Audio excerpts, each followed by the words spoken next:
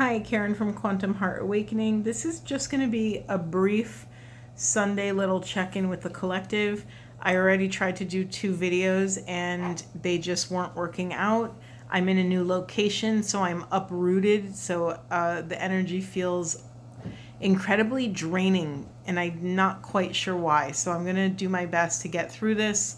I started pulling. So we have the chop wood card in reverse. So you've heard me talk about this. Chop wood, carry water is a call to bring micro presence to your daily activities, to get micro present with the teeny tiny in between moments. You know, when you're getting up to walk to the bathroom or getting up to go answer your phone, there are these moments. There are these actual space filling moments of energy. And so we're being called as a collective to bring our awareness to those moments and allow the quality of those moments to expand. Right? Usually it's a nothing moment. Maybe our heads are totally blank as we walk to the kitchen to get a snack or something.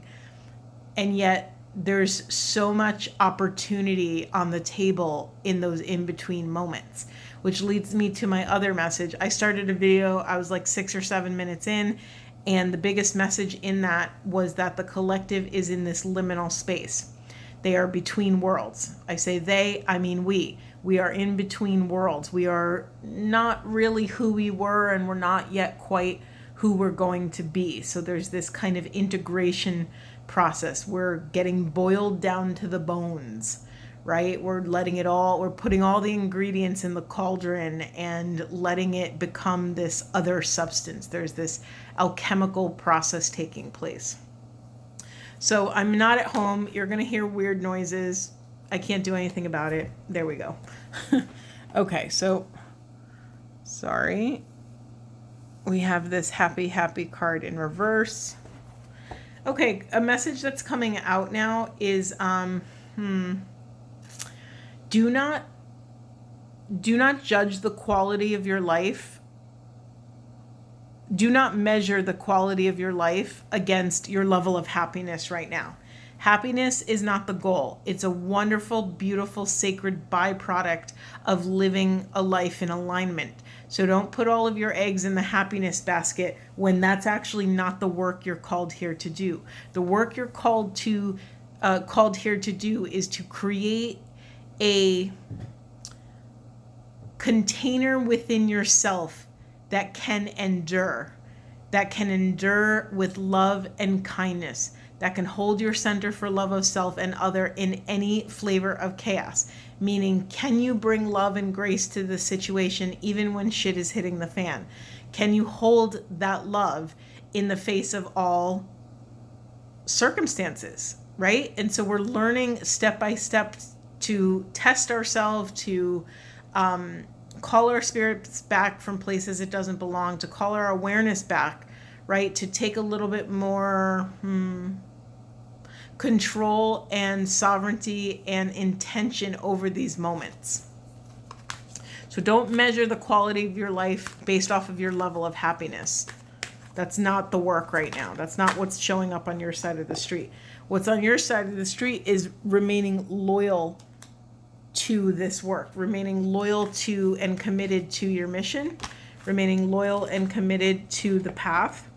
This is kind of really funny that just came out of my mouth, and now we have this Y card in reverse. This is not a time of asking more questions. This is a time of chopping wood and carrying water and surrendering to the moment, taking care of self in the moment.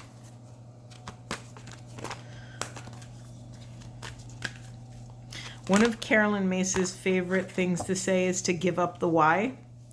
And it used to really bother me as someone who's a seeker on this path, because asking why is like all we have, right? That's the whole point of the journey, is to ask and then seek an answer. And there's all those wonderful quotes about it's not about getting the right answers. It's about asking the right questions. And the true seekers will not be satisfied with better answers, but rather more quality questions. And there's all versions of that. So we're at this place where we're surrendering the reason why things happen and calling our spirit back from that why and using all of that life force to inject into the present moment. And instead of asking why and using all that energy in the inquiry, instead to use that energy to say, okay, well, these things happened, and now what am I going to do about it? These things showed up on my side of the street. Now what am I going to do about it? And that energy is much better utilized in that capacity than asking why. Because you could ask why till your last dying breath. And sometimes we get an answer and it's fulfilling, and sometimes it's not. Sometimes it just gives us more questions. So to get more bang for your buck, call your spirit back from the why and inject all of that life force into getting radically present with the circumstances of that why. All right, this is weird. Hold on. Okay, so we have Milk and Honey card and Soulmates sideways. Are some of you reevaluating what you want out of partnership and relationships in this lifetime? I think we are in a massive inquiry right now over how do we sustainably move forward within relationship and partnership? What does partnership mean? Now, if you're on the twin flame path, I'm sure you've dabbled a little bit in this thing called hierogamy. It's like, how do we bring even more profound love and consciousness to relationships? How do we love our partner so that they feel free to pursue and vibrate their own consciousness? Is that even possible? You know, these are a lot of questions that we're confronted with, especially if you've taken that initiation or accepted that initiation into this kind of twin flame hierogamous path. It's like, okay, how do we bring this divine love not only down to earth, but how do we live this way sustainably? A lot of these things are, how do I say it? A lot of these things can produce peak states of consciousness, and it's not always sustainable to live at that altitude, right? So yes, we're learning to hold more of that high frequency in a sustainable way, but we're also seeing what's realistic and what are our individual vessels capable of. Because what you're capable of is not what I'm capable of. What they're capable of is not what, I'm capable, whatever it is, like we all are capable of different things, but we all have our containers. I don't know why I'm talking about containers so much. That's interesting. So maybe, yeah, this makes sense. Okay, I got the message. The work we're all doing right now, currently, and I mean today, the work we're doing today, what's alive for us today, is less about the questions and answers and more about setting the tone of our container. Is it safe? Is it protected?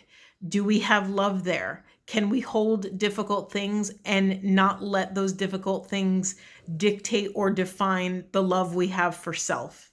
This whole journey of the collective in this moment, is about setting the stage. Think about a production. A lot has to go into a production, a play, to be able to get to opening night, right? You have to get actors. You have to have a director. You have to have a good script. Well, not even a good script, a script, right? You have to have maybe costumes. Maybe the sets need to be built. Maybe there needs to be a music guy or a production assistant or a lighting person, or, there's so much goes into setting the stage to bring about the highest and best possible performance, right? So this is what we're doing as a collective now. It's less about in the trenches doing the work.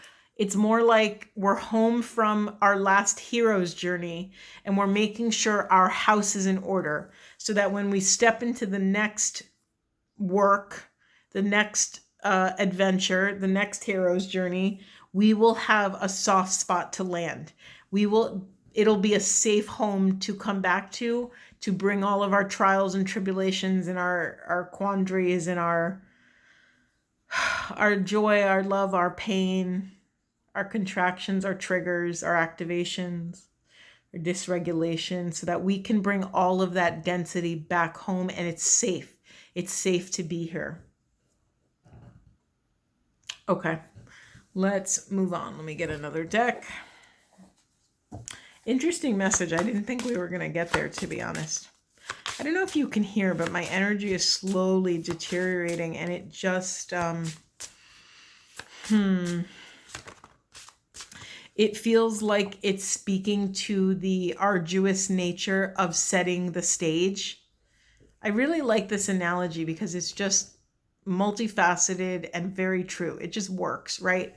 It takes so much to be able to prepare for a love like this, a love like divine love. It takes so much grace and worthiness to even allow this love to penetrate your heart, just a mini fraction. Just a sliver of this divine love is enough to change your entire life, to shift the course, to shift the trajectory of your path, to shift the work you do here. It's so profound, and we need to have endurance, spiritual endurance for this. We need to have, I'm going to use a term my mentor coined. Well, I think my mentor coined. I think James Finley was the first person I heard talk about mystical sobriety. This idea of sobriety on the mystical path, to not allow ourselves to get too addicted or too codependent or too attached to any one person, place, thing, ritual, retreat, guru, mentor.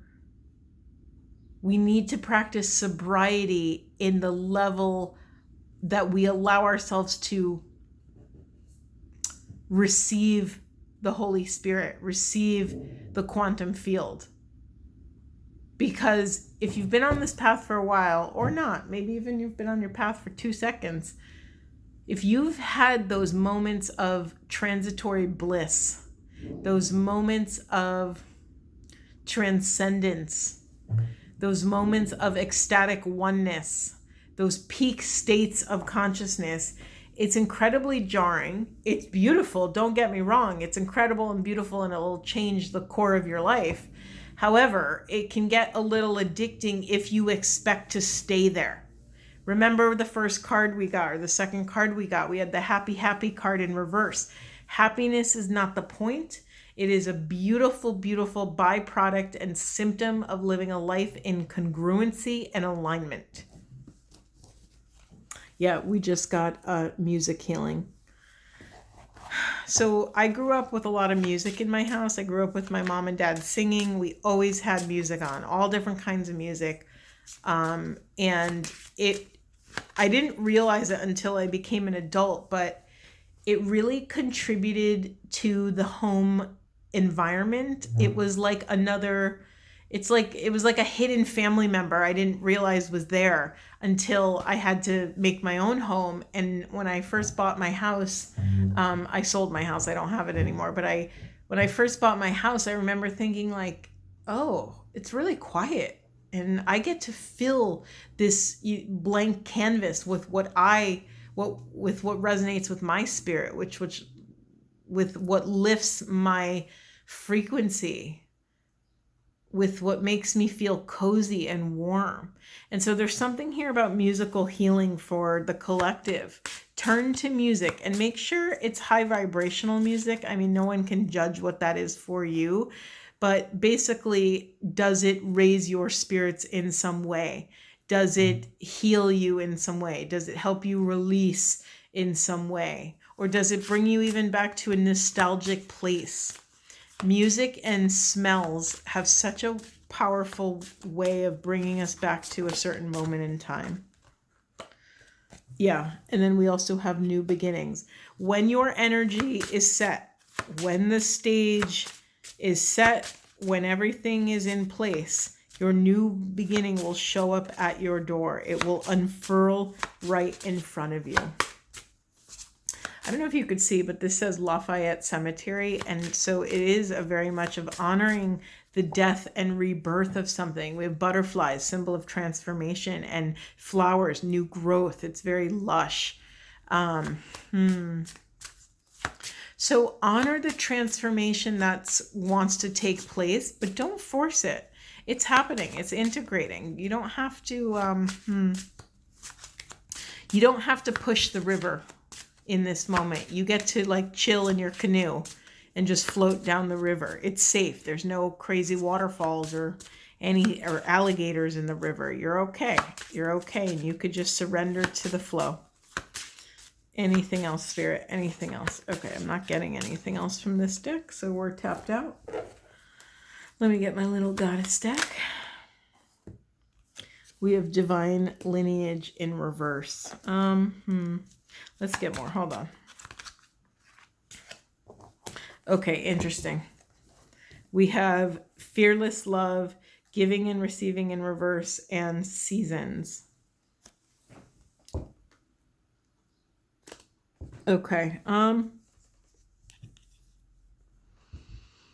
Some of you are not, how do I say this? All right, they're telling me it's like you've consented to the spiritual journey, and your spirit guides, your angels, your guardian angels, your archangels, whoever's in your orbit, ancestors, soul crew, whoever. It's like you've given your consent to open up this dialogue with spirit, but you're not accepting the messages that are coming through. There's a block to this giving and receiving. It's like a one-way thing. And I can't discern whether it's which side it's blocked on. If I had to guess and use my intuition, I would say that it feels like spirit's giving you a message and you're not allowing it to fully penetrate your heart. Now, it's a difficult thing, right? This isn't easy stuff we're doing on this path. So, okay, there's a message here of honor that this is a temporary season, right? With all seasons, spring will always come again, right? In the depths and darkness of winter or even fall, everything's dying, and then the cold comes and everything gets buried under the snow and it's dark and cold and all these things. But spring will always come again. So honor, first of all, that this is temporary. Let's own that. Nothing you can do to stop change. There's nothing you could do to stop it. Change will come. So if you're in a difficult place, honor that change will come. You don't even have to do anything and change will come. Now, the flip side of that, because we have to keep things balanced and transparent here. The flip side of that is that if you're in a really like wonderful, beautiful time of life where maybe you're in alignment, you're meeting people, you're getting opportunities, you're creating, you're being received as you intended, you have access to love and all these things. Honor that if you're experiencing that change too will come for you. I'm not here to rain on your parade. I don't want to yuck your yum. However, it's my job as a spiritual guide to keep you accountable, to bring back this idea of mystical sobriety, that even when things are, picture perfect, your work in that moment is to also not attach, to not become codependent with that power, with that money, with that relationship, with that whatever is lifting you. To be able to detach and discern that these are just external circumstances and they are showing up as symptoms to my alignment. Let's not get it twisted, and let's not forget where the true power is, right? Even if you have nothing to your name, no money, no shelter, no food, no water, you still are inherently worthy. You still are, it's like spirit's still holding you accountable to your mystical mission. You still have a soul purpose, even if the 3D world is not reflecting back to you your worth, your value. In those moments, you are being tested. Remember, human chaos is divine order. Yes, I am fully aware I gave a very extreme example of homelessness and no food, no clothes, no whatever. You still are worthy. And in those moments, you will be tested the most. I'm not saying that's going to happen for any of you. It'll probably not happen for not one of you, but it's the idea of even in our highest peak success that we still are being called to keep our sincerity to the path, to keep our authentic self-expression, and not to dilute ourselves into thinking that this is power.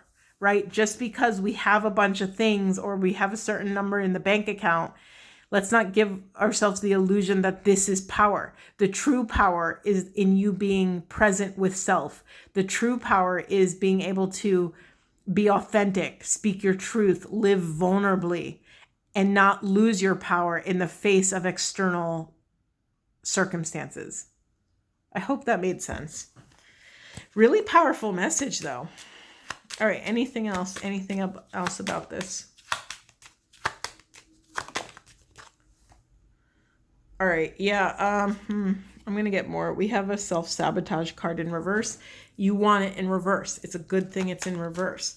So let me get more messages. We have manifestation. Anything else, Spirit? Anything else? We have grief in reverse.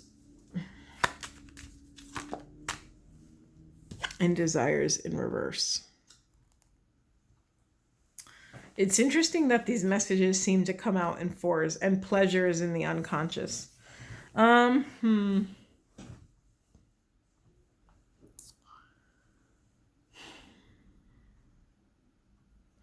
really know how to approach this. I'm getting like 3 separate messages. All right, I just need to start with self-sabotage because it's like staring me in the face. Self-sabotage is in reverse. Beautiful. Wonderful. You've reached a critical mass of unblending. What does that mean? You are able to identify what is your voice and what is other. So if you have a wonderful intuitive hit that you should, go for a walk around the block, when the sabotorial voice shows up, and it usually will, whether it's this example or another, you're able to discern, is that my voice? Is that my higher self's voice? Or is that another voice that came here to ambush me and sabotage the situation? So if you get the intuitive hit to go for a walk around the block, and then there's that voice that says, I'm so tired and it's hot out and you don't have the right shoes for it and you didn't even eat lunch yet. And, there's all these things that it's a voice that talks us out of something, right? So you're at least at minimum, even if you can't conquer that voice, you're at the baseline, you are able to identify that it's happening. It's a really wonderful thing. Congratulate yourself. That's a really big thing to be able to discern and identify that. We have grief and desires in reverse here. Okay, there's a message here that what is blocking your manifestations, your current and future manifestations, is a block around grief. Are some of you not grieving desires that you've had in the past? Did something you desire not work out, and instead of honoring your true feelings about it, did you just push through it? There's something here about excavating this grief, honoring what is actually true. Remember, you hear me talk about it all the time. We're always trying to get more authentic in our self-expression. We're moving closer to this thing called true self with a capital S, right? So part of that, do you hear me? I'm totally fading. My brain is stopping working. I think I'm dehydrated.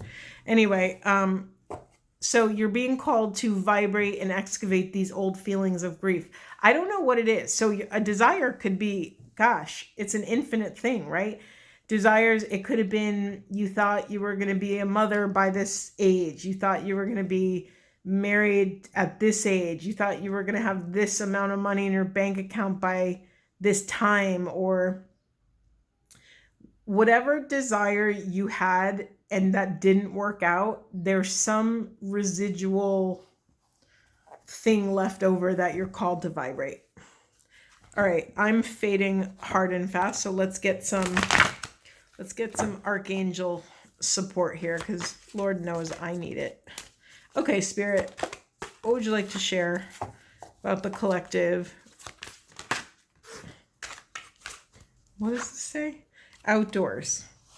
Archangel Jophiel, go outside, get some fresh air, and connect with nature to relieve stress and gain new creative ideas. Okay, sure.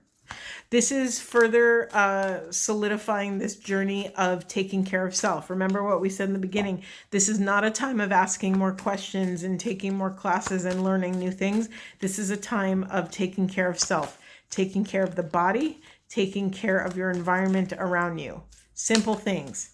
Brushing your teeth, taking a shower, making yourself lunch. We don't have to climb Everest here when we're already in the trenches, because sometimes brushing your teeth could feel like Mount Everest. And then we have leadership, Archangel Gabriel. It is time for you to assume your leadership power and position and lovingly guide others. Okay, the message I'm getting off of this card is not what it says. It's time to step into leadership. For me, this, how do I say it?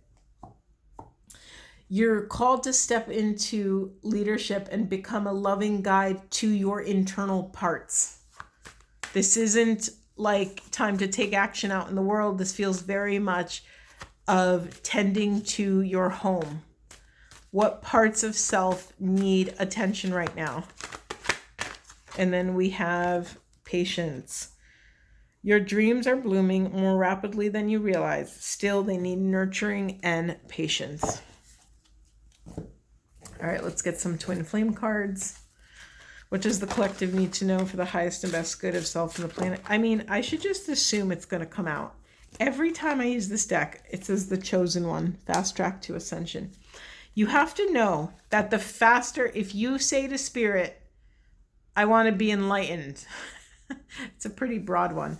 But if you say you want answers and you want them now, do you understand that because you chose the fast track to ascension, that means your life lessons in Earth School are going to be compressed. That you're now taking a 4-year degree and you're smashing it into 1 semester. Do you understand? Really think about that. Receive that in your body. That you are now compressing 4 years into 1 semester. That's a lot of pressure. That's a lot of work. That's a lot of homework. That's a lot of writing papers, staying up late, trying to understand things, trying to learn things. You have to know that if you choose the fast track to ascension, and it's your choice, it is your choice. If this is happening for you, you consented to this at some place in time. And then we have soul merger, ebb and flow, and sacred sexuality accessing the unified field. Yeah, I mean, I don't have much to say about it other than you're getting the accelerated course. So you're learning this stuff at a rapid rate, and that's exhausting. It breaks us down. We have unification aligning with abundance, and we have mystical messages, follow the signs. Anything else, Spirit? Anything else you want to share? Ooh, this energy today. All right, we have karmic relationship, releasing the past, and false twin flame, intense change. Okay, I mean, very obvious message here. If some of you had a desire to end up with this person who you labeled as your twin flame, you might be going through a dark night of the soul, having this awakening that this isn't your person. Or maybe a flavor of that is it might be your person and they wielded their free will in a way that is not consenting to join you on the path. So it doesn't matter whether they're your true twin flame or false twin flame. If they have not consented to showing up as your partner and doing this beautiful sacred work, then that's their choice, and we have to honor it. I understand how painful that is to sit there in that heartbreak and in all of those unmet desires and vibrate that pain. So we're releasing the past, and once you do, this new change will come in. Was it this video? Did I start talking about how the one thing we can rely on is change? We cannot stop change. Whether you're in the peak of your life or the pit of your life, change will come regardless. In the unconscious, we have spiritual awakening, shift or be shifted. So this is my card especially when I read shift or be shifted. It's this here's the thing. It's like, I believe in soul contracts. I don't know if that's your thing, but just entertain me for 2 seconds. I believe that before we incarnated and got a body, won the Earth School lottery and actually got a body, that we signed soul contracts. We planned our whole life. We chose our parents. We chose how we want to die. We chose who our siblings, we want to be with or whatever. And because of this soul contract, sometimes it doesn't really matter about our human fears and our human wants, needs, desires. Sometimes the soul contract overrides that. And yes, free will is a thing, and the free will can override the soul contract. But just like with a regular contract, if you break your contract, there's going to be repercussions. I'm not saying they're all bad. I'm just saying it might not shoot you out where you expected to be. So there's a part of this that is like, whether you chose or not, the soul contract may be in effect, whether you're conscious of it or not. So you may be shifted. It's like shift or be shifted. Like, even if you don't consciously make the choice, the quantum field may be just answering your orders from your soul contract. And it's like, well, they didn't consent to this as a human, but as a soul, they asked for this. So the quantum field is going to gift you with what you asked for, no matter how intense or crazy or twisted it may be. Okay, can I get one last card? Ooh, good card. Okay, we have take a moment. Stop. Now is not the time to rush into the decision you're about to make. Before this important decision is made, take a moment to pause and quiet your mind so that you can ask your soul for guidance before you act or move forward. Yeah, take a moment. It's a beautiful moment to end on. I'm going to leave it there. I hope you guys take care of yourself. I hope you hydrate. I'm going to go hydrate now. Sending you all a lot of love and courage on this path. See you in the next one.